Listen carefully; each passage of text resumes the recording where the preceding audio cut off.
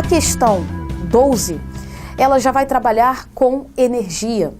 Na questão 12 aparece assim, ó: nos últimos decênios, o território conhece grandes mudanças em função de acréscimos técnicos que renovam a sua materialidade. Como resultado e condição, ao mesmo tempo, dos processos econômicos e sociais em curso. A partir da última década, verifica-se a ocorrência no Brasil de alterações significativas no território, ocasionando impactos sociais, culturais e econômicos sobre as comunidades locais e com maior intensidade na Amazônia Legal. Ora, o que é a Amazônia Legal? A Amazônia Legal é toda a área do complexo amazônico que representou ou representa a floresta amazônica. É a área que representa o complexo amazônico, a Amazônia brasileira. Lembrando que a floresta amazônica, ela ultrapassa o limite territorial do Brasil. No entanto, quando eu falo Amazônia Legal ou Amazônia brasileira, eu estou analisando a área que tem ou que teve a floresta amazônica dentro do território brasileiro. Ora, é bom a gente lembrar que a área da Amazônia Legal, ela é maior do que a área da região norte. A região norte, ela tem o limite dos estados. A Amazônia Legal ultrapassa a região norte, entrando para a região centro-oeste, pegando parte da região centro-oeste. A região do complexo amazônico, ela representa toda a área da floresta, que ultrapassa o limite da região norte, composta pelos estados da região norte. Então, se eu tivesse que desenhar a região norte, ela é menor do que o complexo amazônico. A Amazônia Legal, ela sofre por inúmeros fatores que levam principalmente o seu desmatamento. Lembrando o que pode fazer com que essa área da floresta amazônica seja degradada.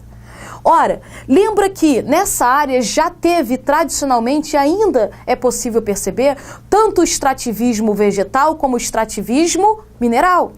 Ora, o extrativismo mineral ainda é uma grande base no complexo amazônico. E o extrativismo mineral, a retirada de minerais, ela gera uma deteriorização do solo, ela gera uma degradação, melhor dizendo, do solo. Ela contribui, inclusive, para que o solo possa se tornar improdutivo.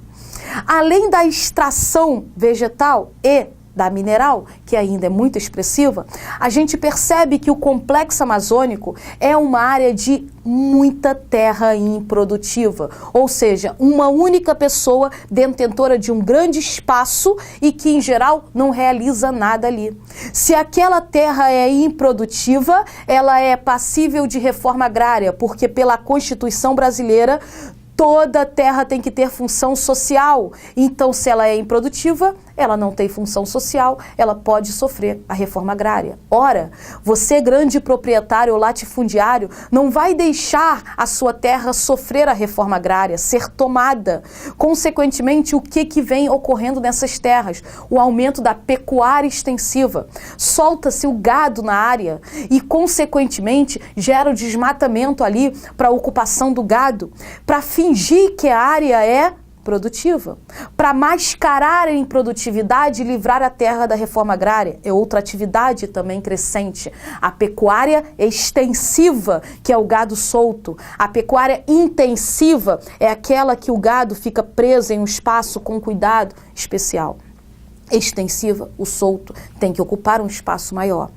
Além da pecuária, lembra que a gente tem o garimpo, que acaba prejudicando demasiadamente os rios, há uma poluição das águas. Além do garimpo, a gente tem a atuação das madeireiras na Amazônia, ainda em alta escala. Mas cresce muito para o complexo amazônico o agronegócio. Ora, a região centro-oeste é uma região de grande extensão da soja, mas essa região centro-oeste de extensão da soja, de produção de soja, ela vem subindo. A área do complexo amazônico é também uma área que vem se destinando à produção da agropecuária, incluindo a soja. Ora, para a região do Complexo Amazônico ter essa grande atuação de agentes de utilização econômica e principalmente lembrando que essa região Complexo Amazônico já não tem por base somente rural, eu tenho também um processo urbano, eu tenho um processo industrial, vale lembrar do polo industrial de Manaus, para que todas essas atividades tenham a existência favorável na região, o objetivo é que eu gere nessa região infraestrutura. Essa geração de infraestrutura vem incomodando nos últimos anos alguns, porque a infraestrutura dessa área, a necessidade principalmente de transporte e energia, leva ao desmatamento. E aí a gente vai lembrar que o transporte predominante a nível de Brasil, o que a gente mais desenvolve é a rodovia. Mas quando eu penso em energia, eu penso em hidrelétrica.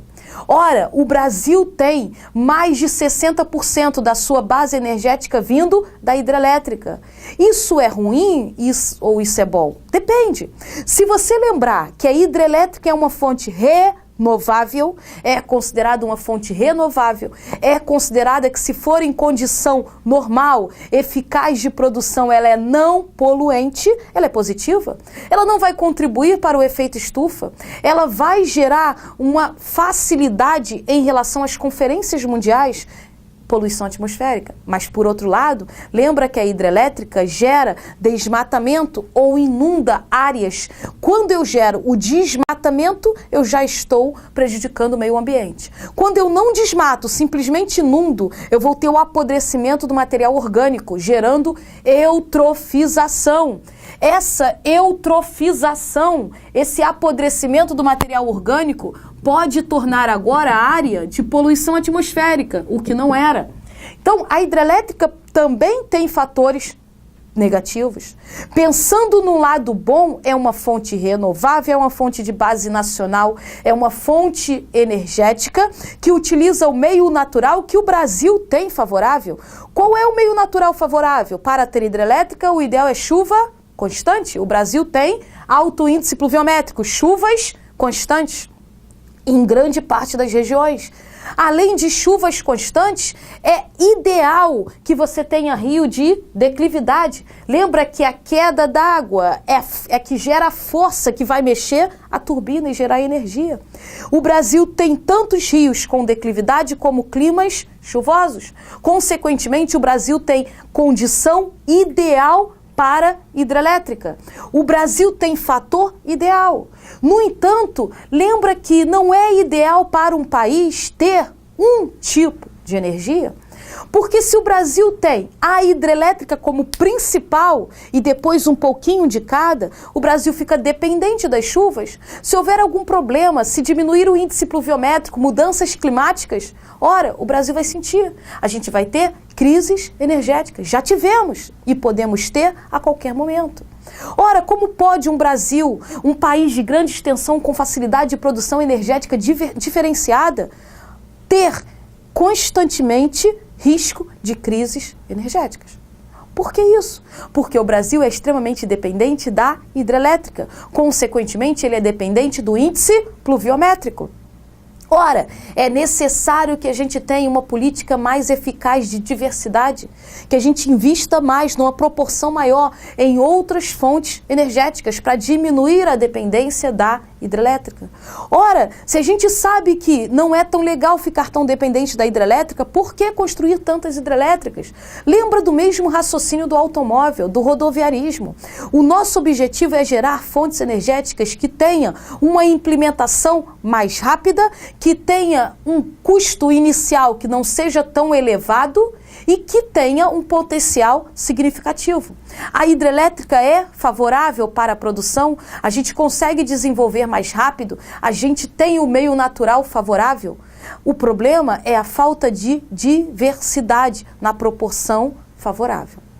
Ora, como a gente fica dependente dessa hidrelétrica, fica dependente da chuva, a gente fica à mercê de crises energéticas.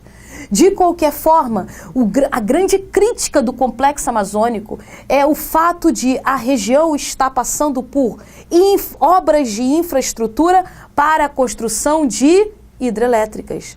Ora, a maior crítica que a gente vem sofrendo na última década, a partir da última década, o que vem ocorrendo no Brasil, que gera um intenso problema no complexo amazônico, é a construção de hidrelétricas.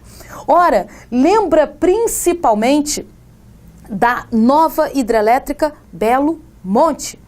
A hidrelétrica Belo Monte, ela é vista por alguns como positiva, no sentido de que vai gerar a maior fonte energética numa área que necessita para um crescimento econômico. No entanto, a degradação ambiental é muito grande e, consequentemente, isso leva com que alguns vejam no sentido negativo. E essa é a maior crítica que o complexo amazônico vem sofrendo. Ora, é claro que ele poderia ter falado de outras coisas, como, por exemplo, o desmatamento para a expansão da agropecuária. O desmatamento que a região vem sofrendo para a expansão da agropecuária. No entanto, ele trabalhou com o mais crítico dos últimos momentos no complexo amazônico, que é a construção de hidrelétricas. Lembra que a construção de hidrelétricas a nível mundial, ela vai ser considerada positiva porque ela não gera poluição atmosférica, que a gente tanto discute. No entanto, a nível local ou regional, ela acaba sendo vista como negativa, porque ela gera o desmatamento, ou se não tiver o desmatamento, simplesmente inundar, ela pode gerar eutrofização, ela gera mudança no curso do rio, no volume de água, ela pode prejudicar a atividade pesqueira, ela prejudica a navegação, ela prejudica a atividade em torno, nas margens do rio, porque você tem agora a construção de barragens. Então, ele está trabalhando da Amazônia Legal, o que aconteceu na última década, a construção de usinas hidrelétricas sobre os rios Tocantins, Xingu e Madeira. Ora, era uma questão que, mais do que interpretativa, te pedia um pouco de conhecimento. Que você lembrasse que o problema da construção de hidrelétricas, ele é brasileiro. Nós somos extremamente dependentes dessa fonte energética e isso não é tão positivo. No momento em que eu me torno dependente da hidrelétrica, eu sou dependente do meio natural e, consequentemente, posso sofrer crise energética a qualquer momento. Lembra que é uma crítica muito grande em relação a isso? É no sertão nordestino. Ora, o sertão nordestino, você tem um índice pluviométrico muito reduzido. E mesmo assim, no Rio São Francisco, a gente tem várias hidrelétricas. Ora, existem outros meios que o Brasil poderia desenvolver em que contribuiria para que a gente tivesse fonte energética sem gerar tanta degradação ou tanto aspecto negativo. Lembra que o Brasil tem condição favorável para quase todos os tipos de fontes energéticas. Lembra que o Brasil poderia desenvolver mais a energia eólica. A energia eólica é renovável, a energia eólica é não poluente. Críticas à energia eólica. A energia eólica tem baixo potencial energético. A energia eólica requer um grande espaço. Ora, são as críticas em relação à energia eólica. A energia eólica ela vem sendo desenvolvida no Nordeste brasileiro, mas ainda de maneira muito pouco reduzida. Muito reduzida. A energia solar. Energia solar seria uma fonte energética favorável para o Brasil, a gente tem condição natural favorável. A gente poderia desenvolver críticas, requer um alto gasto de capital. A energia solar é considerada de alto gasto de capital, mas seria uma fonte renovável, uma fonte alternativa, uma fonte de grande produção energética e com potencial para o território brasileiro.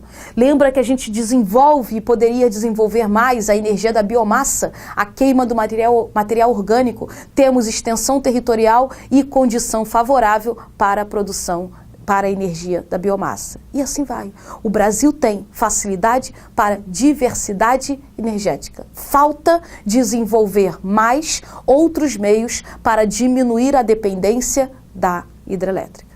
Continuando a prova Enem 2013 Geografia, questão número 13. A empresa vai fornecer 230 turbinas para o segundo complexo de energia à base de ventos, no sudeste da Bahia.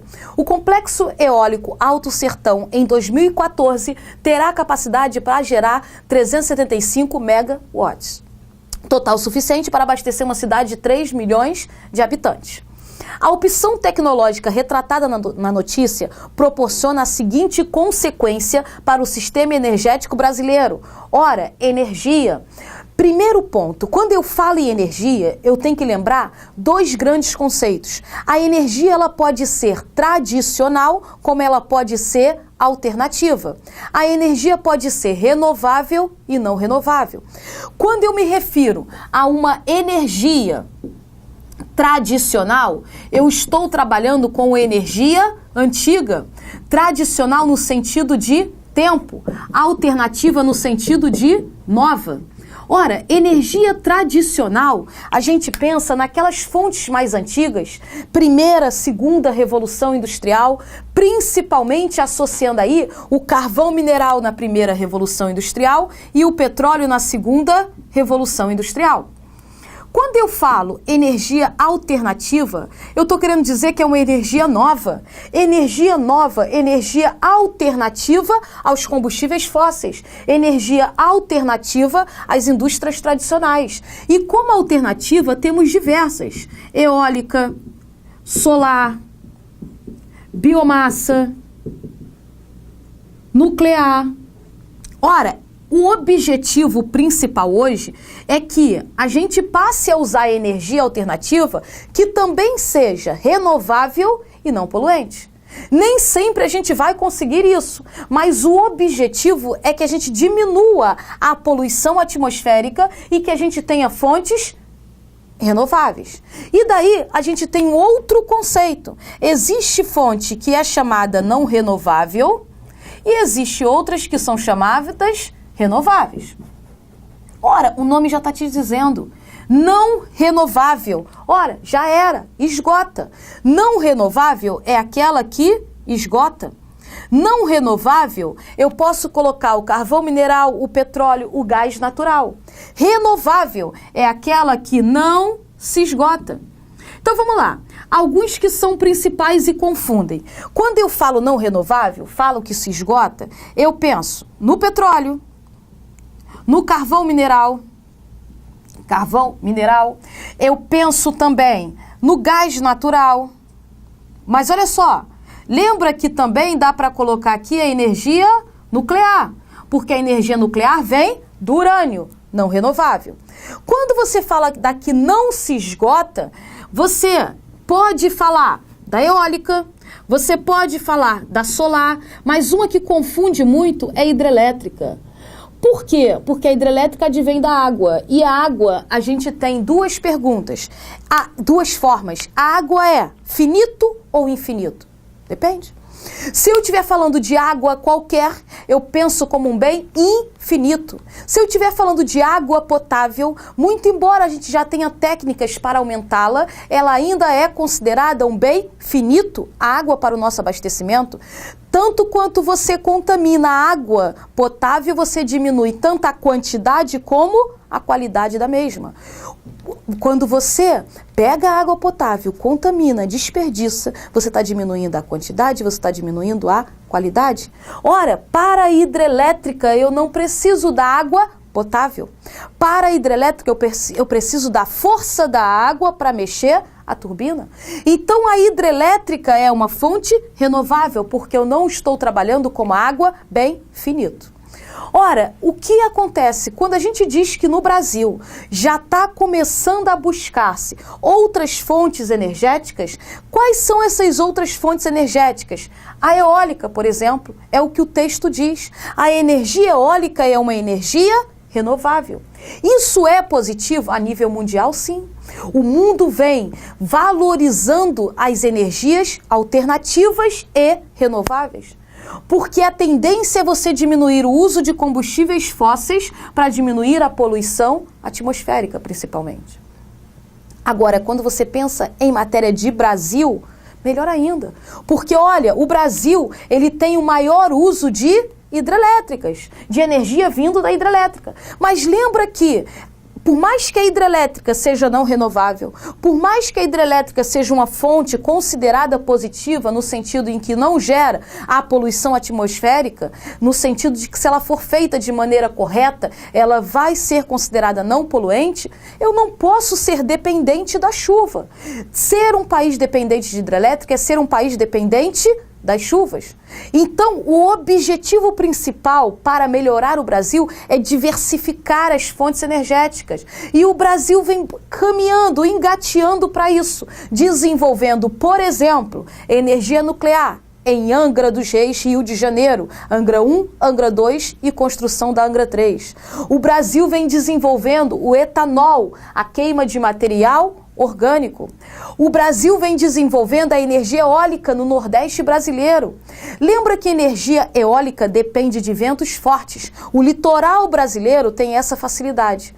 Mas não só o litoral. O sertão nordestino é favorável, porque no litoral nem sempre eu consigo desenvolvê-la pela especulação imobiliária, ou seja, a valorização do litoral, a valorização da orla, principalmente com prédios, acaba não levando ao desenvolvimento da energia eólica. Às vezes não se torna favorável visivelmente desenvolver a energia eólica. Às vezes o espaço tem um valor muito alto para que desenvolva a energia eólica.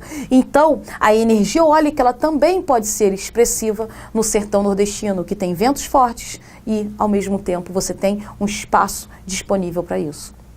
A energia eólica, ela tem algumas críticas. A crítica à energia eólica principal é o espaço que ela necessita para a energia que ela produz. Ela é considerada de potencial reduzido comparada ao espaço que ela ocupa. Mas, no nosso caso, ter uma fonte energética alternativa renovável que diminua um pouquinho a nossa dependência da hidrelétrica é extremamente positivo. Ainda que a gente esteja caminhando, engateando para esse desenvolvimento, porque a nossa maior parte continua sendo a prioridade, priorizar a hidrelétrica. Então, voltando à questão, ele te diz que uma empresa privada está desenvolvendo energia eólica na região do sudeste da Bahia. A energia eólica que ele coloca à base de ventos. Ora, qual é a opção, a consequência, o fator favorável dessa energia eólica? Ora, expansão das fontes renováveis. É a nossa base principal. É isso que temos que fazer. A opção tecnológica retratada na notícia, a energia eólica, proporciona a seguinte consequência para o sistema energético brasileiro. Qual é a consequência? Para a gente, é uma energia renovável, é uma fonte energética renovável. É positivo. Só lembrando que a hidrelétrica também é considerada renovável. O problema é a nossa dependência da hidrelétrica. Então, nada melhor que ter uma diversidade de fontes renováveis. Até a próxima. Bom estudo.